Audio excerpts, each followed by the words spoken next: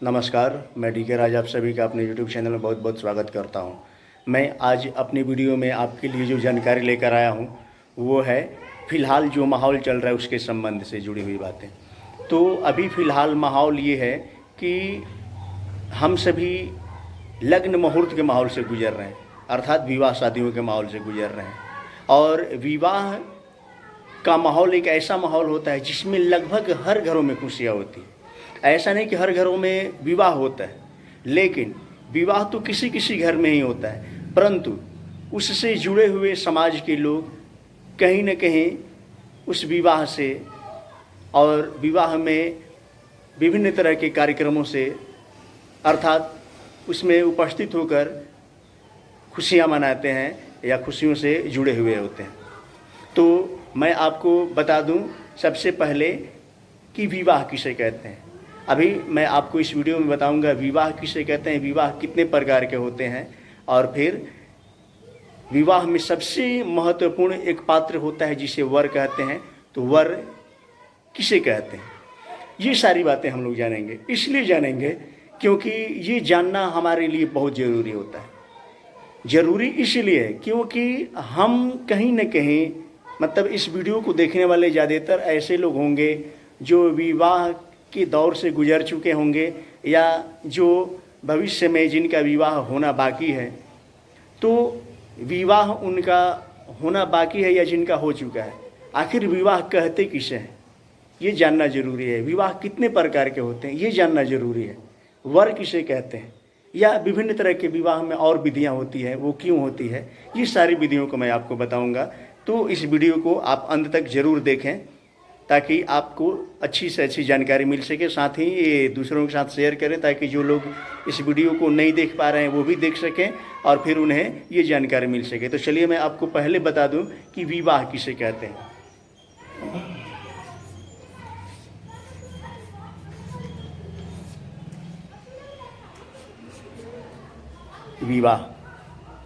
विवाह किसे कहते हैं पहले मैं आपको बता रहा हूँ। विवाह के लिए अनिवार्य रूप से दो पात्रों का होना जरूरी होता है, दो व्यक्तियों का होना जरूरी होता है। और दो व्यक्ति वो कौन? स्त्री और पुरुष, लड़का या लड़की, मतलब लड़का और लड़की, या फिर वर और कन्या। ये दो पात्र अनिवार्य चाहिए।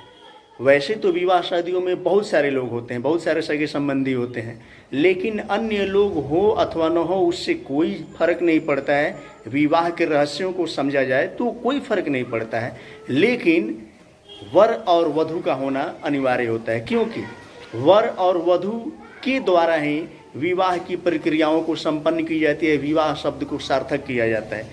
अन्य लोग तो होते हैं लेकिन उनके नहीं रहने से भी कोई असर नहीं पड़ता है। तो फिलहाल मैं बता दूं कि विवाह किसे कहते हैं। विवाह का मतलब होता है कि वर और कन्या दोनों मन, कर्म और वचन से एक दूसरे का संपूर्ण जीवन साथ देने का कसम खाते हैं, वादा करते हैं, शपथ लेते हैं, और इसी प्रक्रिया को विवाह कहा जाता है। वास्तविक रूप से मन से, मतलब स्त्री और पुरुष यानी वर और कन्या दोनों मन से एक दूसरे को अपना जीवन साथी मान लेते हैं। कर्म से, मतलब वो कर्म से कि भविष्य में जो भी कर्म करना होगा दोनों एक साथ मिलजुल कर दोनों एक दूसरे के राय से अपने जीवन के विभिन्न कर्मों को करेंगे। और फिर शपथ लेते हैं ऐसा करके कि हम सभी संपूर्ण जीवन एक साथ रहेंगे, एक दूसरे के सहयोग करेंगे, एक दूसरे के दुखों को मिलजुल कर बांटेंगे, सहेंगे। ऐसा करके वो शपथ लेते हैं, अर्थात मतलब कि इस विधि को कहते हैं विवाह। हाँ, मंत्रों का कुछ सहयोग होता है, मतलब विवाह को संपन्न करने में मंत्र का प्रयोग किया जाता है, इसलिए ताकि उनके जीवन में आने वाले जो क्षण हो उनमें कष्ट न हो या कष्ट आने वाले जो हैं वो हल्के हो जाएं, इसलिए मंत्रों का प्रयोग करके विवाह संपन्न कराया जाता है। कुछ सगे संबंधी होते हैं, बड़े बुजुर्ग होते हैं जो अपने आशीर्वाद को प्रदान करते हैं उन्हें वर और वधू को, ताकि उस आशीर्वाद को प्राप्त करके उनके अंदर सहनशीलता या फिर उनके अंदर ताकत आए या फिर उनके भविष्य में आने वाले जो कष्ट हैं वो कम हो जाएं।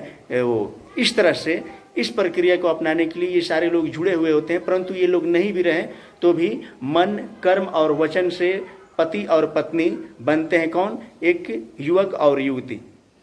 तो इस तरह से मैं बता दूं आपको कि विवाह का मूल अर्थ होता है कि एक युवक और एक युवती एक साथ मिलकर दोनों मन और कर्म से तथा वचन लेते हैं कि हम सभी भविष्य के समय को एक साथ व्यतीत करेंगे, चाहे वो किसी भी तरह का समय हो, दुख का हो या फिर खुशियों का, मिलजुल कर जीवन व्यतीत करेंगे, सामाजिक कार्यों को करेंगे, ऐसा मन में शपथ लेते हैं जिसे कहा जाता है विवाह।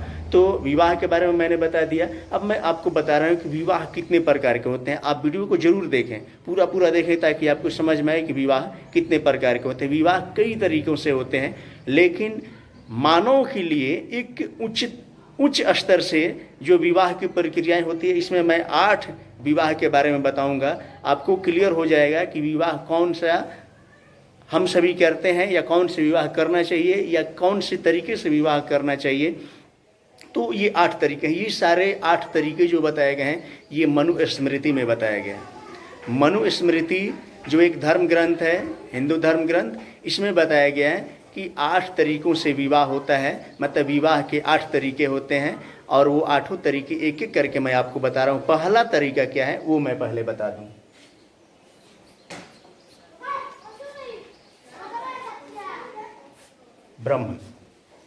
ब्रह्म विवाह मैं बताऊं, ब्रह्म विवाह किसे कहते हैं, आप गौर से सुनिए। ब्रह्म विवाह में क्या होता है कि एक पिता, सबसे पहले मैं इससे थोड़ा सा पीछे और चल रहा हूं।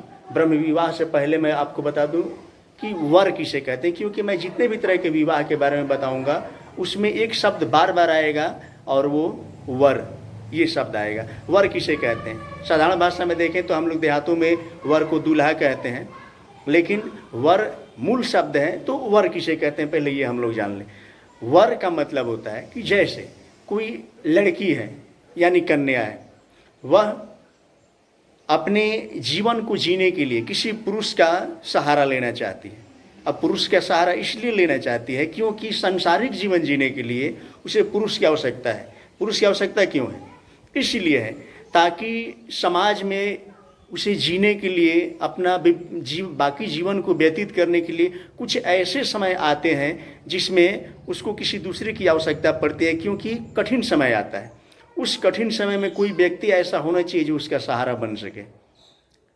इसलिए क्योंकि वो पुरुष का चुनाव करती है। पुरुष का चुनाव ही क्यों करती है? इसलिए करती है ताकि वो पता है, उसको वो जानकारी है कि पुरुष की अपेक्षा महिलाएं मानसिक और शारीरिक रूप से दुर्बल होती हैं। जी हाँ, बहुत ज़्यादा दुर्बल नहीं, लेकिन थोड़ा सा दुर्बल जरूर होती हैं। ये कड़वा सत्य है, ठीक है। ये वैज्ञानिक प्रमाणित भी है, वैज्ञानिकों द्वारा प्रमाणित भी है कि या लगभग सब लोग जानते हैं कि महिलाएं शारीरिक रूप से भी पुरुषों से कम ताकतवर होती हैं और मानसिक रूप से भी, मतलब दिमागी रूप से भी। तो उसके जीवन में जो समस्या आता है, जब कोई पुरुष होता है तो उसकी रक्षा करता है या मानसिक और शारीरिक रूप से उसका सहयोगी बनता है। तो इसीलिए क्या करती है स्त्री यानी कन्या कि अपने जीवन में किसी के सहारा लेने के लिए एक विचार करती है मन में कि उसको कैसा व्यक्ति चाहिए जो उसके जीवन साथी बन सके। तो मन में वो विचार करते, विभिन्न तरह की भावनाएं उसके मन में होती है, तो उसकी भावनाओं की पूर्ति ही वर कहलाता है। मतलब अब किसी भी व्यक्ति के लिए, कन्या का अगर नाम मैं हटा दूं तो किसी भी व्यक्ति के लिए, अगर कोई भी व्यक्ति है मन में कुछ इच्छाएं रखता है और इच्छाएं प्राप्त करने के लिए वो रखता है, तो वह इच्छा ही उसके लिए वर कहलाता है। अर्थात जो इच्छा उसको प्राप्त हो जाए, मतलब इच्छाएं जब प्राप्त हो तो उस इच्छा को भी वर कहा जा सकता है। मतलब मन की इच्छाएं ही क्या है, वर है। तो कन्या क्या करती है कि चाहती है कि उसके जीवन में कोई ऐसा व्यक्ति हो और उसके हिसाब से उसके घर वाले किसी पुरुष को ढूंढ कर उसके जीवन में लाते हैं, वह पुरुष वर कहलाता है। तो अब आप समझ गए होंगे वर किसे कहते हैं। मैं आपको बता दूं ब्रह्म विवाह के बारे में। ब्रह्म विवाह किसे कहते हैं?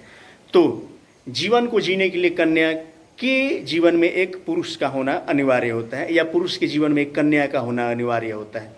तो क्या करता है पिता अपनी पुत्री के लिए, चूंकि पुत्री का विवाह करना है, इसलिए पिता अपने पुत्री के जीवन में हो रहे विभिन्न व्यवहारों को देखता है, उसके गुणों को देखता है और वो उसके लिए उसके हिसाब से वर ढूंढता है।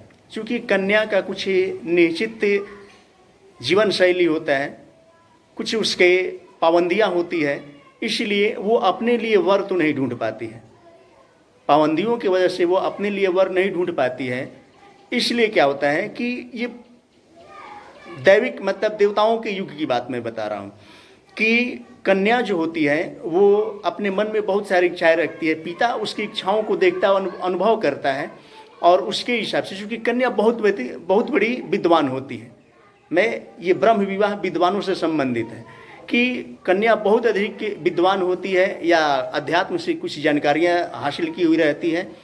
पिता चाहता है कि जो कन्या है उसी के हिसाब से उसको वर मिले, अर्थात वह किसी ब्रह्म ज्ञाता या ज्ञानी पुरुष का तलाश करता है जो ब्रह्म ज्ञाता हो, ईश्वरीय ज्ञान रखता हो, ऐसे व्यक्ति को वह चुनाव करता है। तो चुनाव करना थोड़ा कठिन होता है, इसलिए वो क्या करता है, किसी तरह का एक परीक्षा लेता है और परीक्षा में उत्तीर्ण व्यक्ति को, परीक्षा में जो व्यक्ति उत्तीर्ण होता है उस व्यक्ति को क्या करता है, वो अपनी कन्या के लिए वर के रूप में स्थापित करता है और दोनों का विवाह संपन्न कराता है।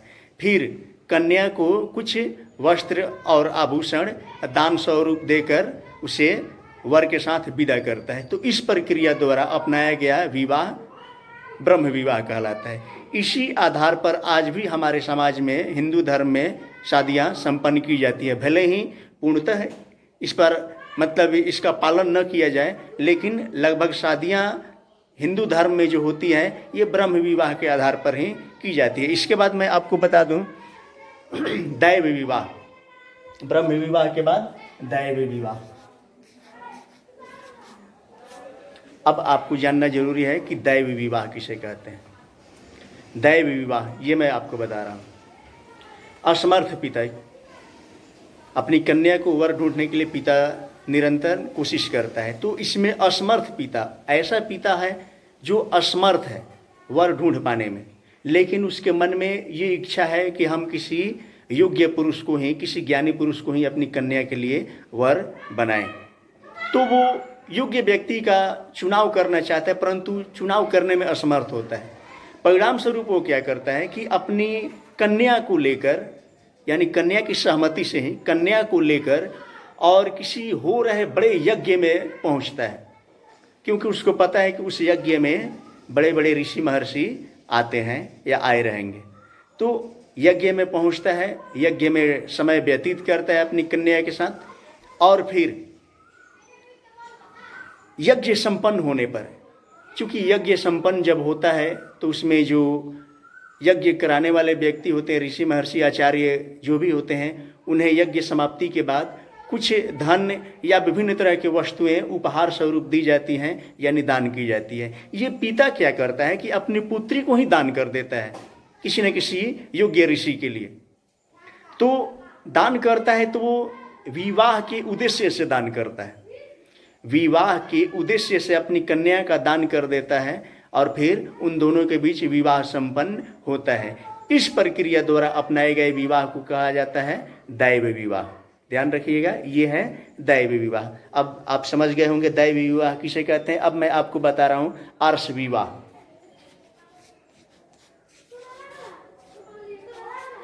आर्ष विवाह, ये जान लीजिए आर्ष विवाह किसे कहते हैं। आर्ष विवाह में शुभ मुहूर्त का पहले चुनाव किया जाता है, ठीक है। अब शुभ मुहूर्त में क्या होता है कि अग्नि को साक्षी मानकर और वर तथा वधू की सहमति के बिना, ध्यान रखिएगा, वर तथा वधू के सहमति के बिना, अभी मैंने जो ये बताया था ब्रह्म विवाह और दैव विवाह, इसमें कहीं न कहीं वधू का सहमति होता है, वर का सहमति होता है, या वर का न हो तो कम से कम वधू का सहमति होता है। लेकिन आर्ष विवाह में ना वधू की सहमति होती है और ना ही वर की सहमति होती है। इसमें क्या करते हैं कि परिजन यानी माता पिता जो होते हैं वर और वधू के, एक दूसरे के साथ रिश्ता बनाते हैं, मतलब वर और वधु की शादी करते हैं। उसकी सहमति तो नहीं होती है, परंतु अभिभावकों की सहमति होती है, गार्जियन की सहमति होती है, अर्थात वर और वधु पक्ष के लोगों की सहमति होती है। ये क्या करते हैं कि अग्नि को साक्षी मानकर मंत्रों के उच्चारण के साथ इन दोनों का रिश्ता कायम करते हैं, और इस प्रक्रिया को भी विवाह कहा जाता है, जिसे आर्ष विवाह कहा जाता है। ठीक है, सबसे पहले मैं आपको बता दूं, चूँकि ये वीडियो अभी काफ़ी लंबा हो रहा है, इसलिए इस वीडियो में मैं इतना ही तक जानकारी दे रहा हूँ। उसके बाद अभी बाकी जो 5 विवाह के तरीके हैं मैं अगले वीडियो में बताऊंगा, तो आप अगले वीडियो का इंतज़ार करें। बहुत जल्द मैं आपको वो वीडियो पहुंचाने वाला हूं और उस जानकारी को आप तक पहुंचाने वाला हूं। तो फिलहाल इस जानकारी को आप ठीक से ग्रहण करें और आप कमेंट में बताएं कि आपको ये जानकारी कैसा लगा, ताकि मैं अगला वीडियो आप तक लेकर आ सकूं। तब तक के लिए